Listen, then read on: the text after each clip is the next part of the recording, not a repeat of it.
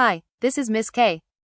In today's video, I'll show you how to change notification sounds on your Android device.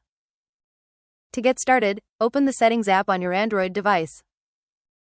Scroll down and tap Sounds and Vibration, Sound Settings, or a similar option, depending on your device.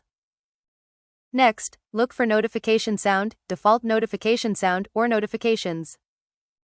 You'll see a list of available notification tones. Tap any sound to preview it and hear how it will sound when you receive a notification. Once you find a tone you like, select it and tap Save, Apply, or simply go back to confirm the change. If your device supports custom notification sounds, tap the Add or Plus option and choose an audio file from your device storage. After selecting the file, save your changes to set it as your new notification sound. And that's it, you've successfully changed the notification sound on your Android device. Happy watching! Don't forget to like, share, and subscribe for more helpful tutorials.